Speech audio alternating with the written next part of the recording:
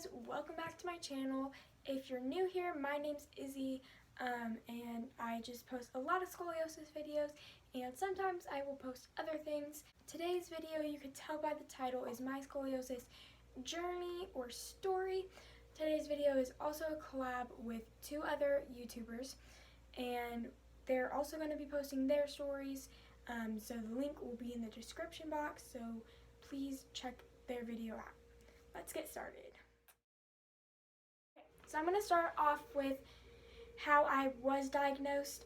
So my mom has scoliosis, so she was always just looking for it in me. I just have like my regular checkups with my pediatrician, and she just had him like look at it and kind of tell us if he thought it was.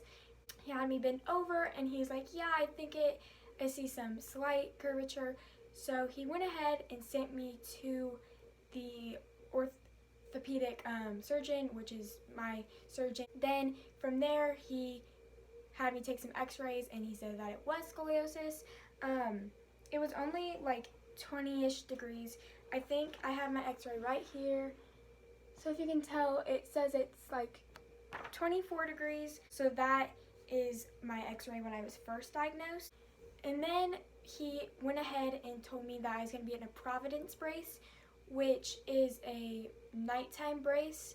So you only wear it during the night, you don't wear it during the day. I think they do that when your curves aren't like, too bad, because they don't want to put you in a full day brace if it's not like too bad. So I do have an x-ray of that too. I loved my Providence brace though. Like, I would wear it to school even though it was just a nighttime brace. And I think as you're younger, having something that's different is cool.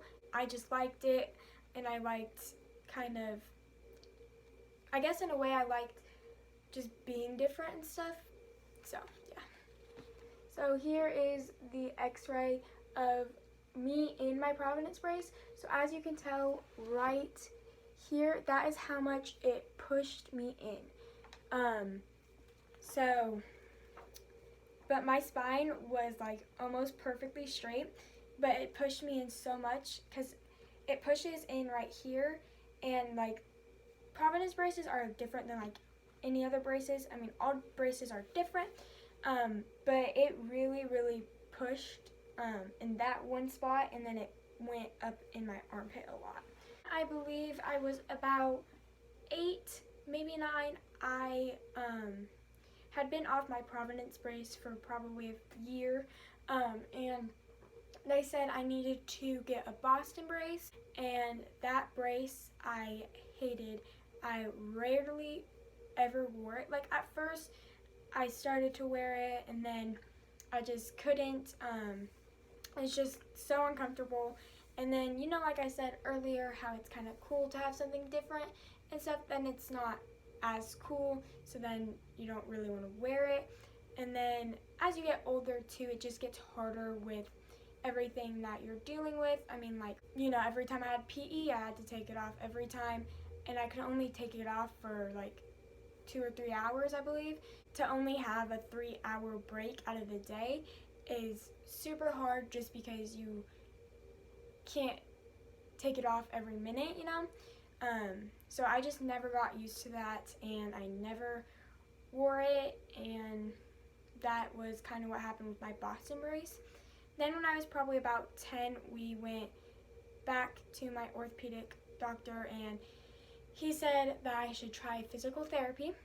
So we went ahead and tried physical therapy for like the whole summer, I believe. And they just had me do different exercises and just different things to help with pain and stuff. So the stretches, I know with like physical therapy, you have to keep doing it at home and at your appointments and stuff. And it hurt, because at first it hurts more than helps. And it was just hurting more, and I couldn't take it, so I never really did my stretches too much at home. I would do them, but it just hurt, and it never really helped that much. So we just didn't see the point of doing it anymore. So we just tried my we tried it all summer and it wasn't helping. From there on, for about 2-ish years, we just went back every 6 months for my just checkup. They had me take x-rays, and it was staying at 30 for like 2 or 3 years. Like, it had stayed at 30 degrees for years. On January 9th, it had jumped from that last 6 months appointment we had to this appointment I'm talking about. It had jumped 30 degrees, which it went from 30 to 60 in 6 months. So right here is that x-ray. So, and my bottom curve really hasn't ever been bad, so that's why I don't really talk about it too much, just because it was only at 30 when I needed surgery. So that curve we never really kept too much track of, just because it wasn't as big as my top curve. But anyway, that curve had jumped about 30 degrees in that 6 months, and that was then, we really hadn't been talking about the possibility of me needing surgery. I mean, when you get diagnosed, they always say there's a chance you can need surgery. You know, they just tell you a little bit about it. They don't tell you really much about it at all. And we just thought, because my mom didn't have surgery and they weren't too bad yet, that I wouldn't ever need surgery.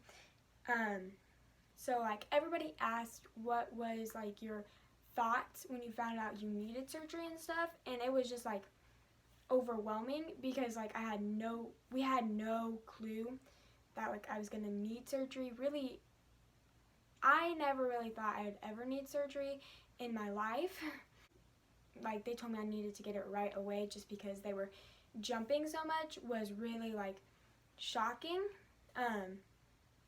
So just, I was shocked and stressed, and just, you know, you have a bunch of thoughts, but he was like, do you have any questions? And we just couldn't think of any.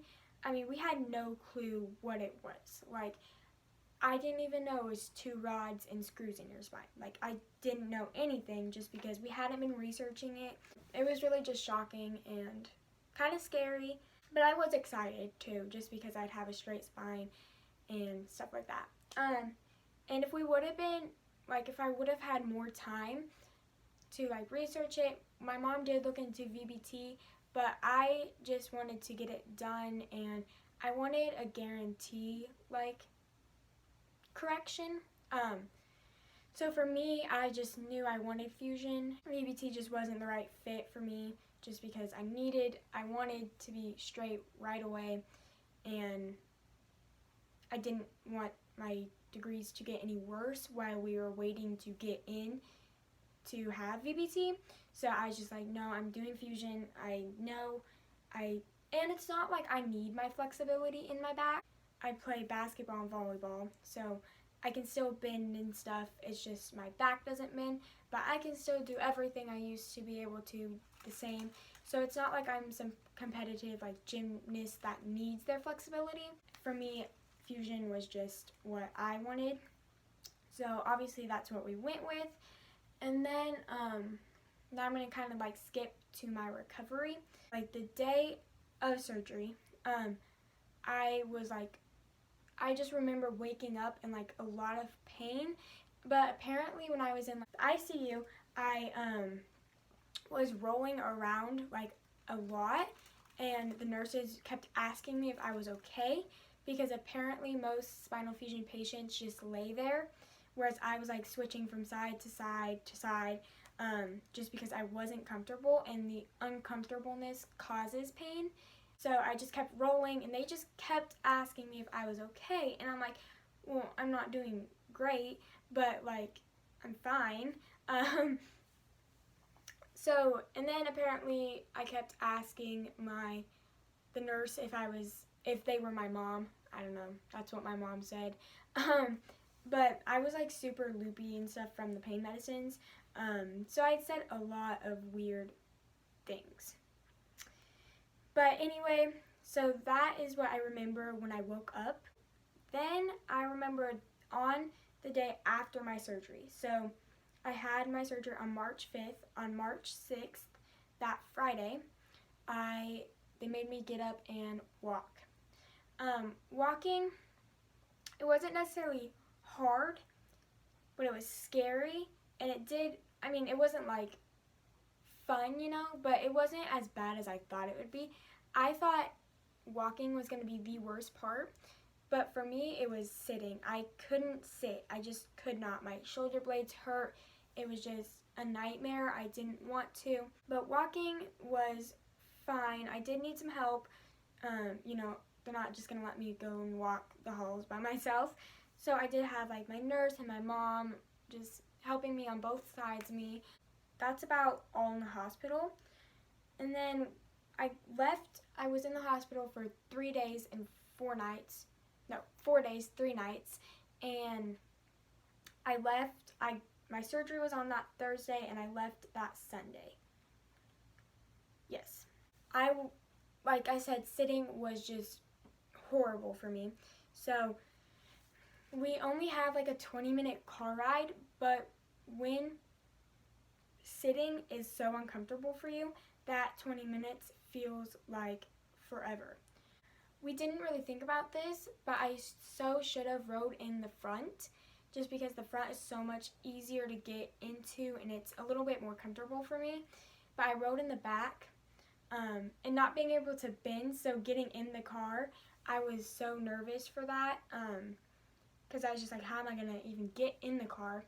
But that 20-minute car ride was just horrible. So we actually then did end up staying with my grandma, just because at my house we have 4 floors. So from my bedroom to like the kitchen, you have to go down a lot of stairs, and for me to do that every time just, wouldn't happen and wouldn't be like safe. So we did stay with my grandma, and I loved having like my bed rail and stuff. Those things were really helpful for me to get out of bed. But at about a week, I was walking a good amount. It was still uncomfortable, but it was starting to get better. And then I just never really sat. I just couldn't. So I never really sat for about, I feel like I really didn't sit, but maybe 10 minutes a day for about like a week or 2. And then one day I just randomly sat, and like it really didn't hurt like at all. So it's so weird how like things go from like terrible, and then in a week it's like fine. The not bending and stuff, I thought it was going to be harder than it was, because you're thinking about it so much. You like, or at least me, because I was thinking about it so much, I just never really accidentally bent down. I always like used my toes. Like, it's so weird, but I just used my feet to grab everything. So I never really needed to bend down or anything like that. Putting clothes on, you just find a different way. You find a different way of doing everything after surgery. You just adapt to how you need to do things, and it's not even like with thinking about it, it just happens. Like, you just do it. Everything was scary for the first time. I mean, walking, sitting, taking a shower, like everything possibly like you can think of was scary for the first time. But then once you did it, everything turned out maybe not fine the first time, but it wasn't, horrible, and it did get easier every time. So I know like everything's scary, but you just have to do it and push through it, because it's all like worth it, and it's gonna be fine. But that's kind of that. And now where I'm at, I basically can do everything except for like don't ride roller coasters, don't do trampolines, stuff like that. But now I am like 100% basically. I still do have some pain and stuff like that, but that's just part of recovery. If you want to watch my 6 months post-op video, it is in my videos on my channel. It was my last video, so that'll explain more of where I'm at now. But that is basically my journey so far, And like I said earlier, make sure to watch Sophia's and Jessica's video. It will be linked in the description box. Make sure to like this video and subscribe. See ya!